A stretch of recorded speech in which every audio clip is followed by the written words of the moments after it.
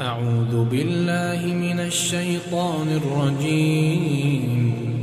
بسم الله الرحمن الرحيم. إذا جاءك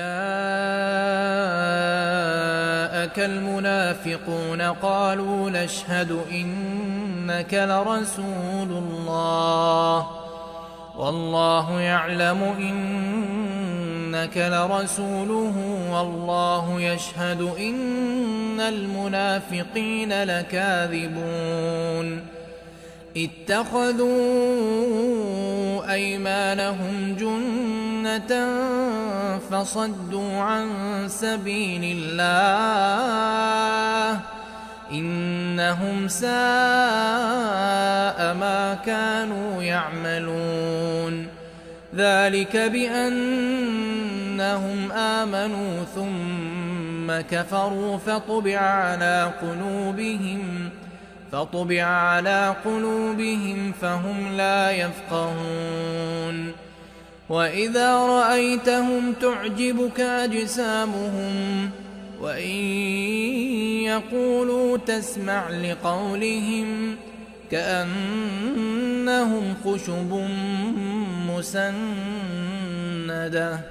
يحسبون كل صيحة عليهم هم العدو فاحذرهم قاتلهم الله أنى يؤفكون وإذا قيل لهم تعالوا يستغفر لكم رسول الله لووا رؤوسهم ورأيتهم يصدون وهم مستكبرون سواء عليهم أستغفرت لهم أم لم تستغفر لهم لن يغفر الله لهم إن الله لا يهدي القوم الفاسقين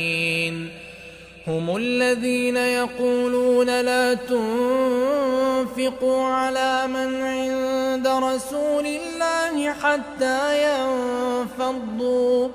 ولله خزائن السماوات والأرض ولكن المنافقين لا يفقهون يقولون لئن رجعنا إلى المدينة ليخرجن الأعز منها الأذل ولله العزة ولرسوله وللمؤمنين ولكن المنافقين لا يعلمون يا أيها الذين آمنوا لا تلهكم أموالكم ولا أولادكم عن ذكر الله ومن يفعل ذلك فأولئك هم الخاسرون وأنفقوا مما رزقناكم من قبل أن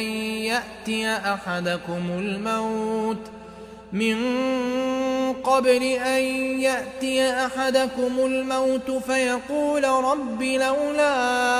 أخرتني إلى أجل قريب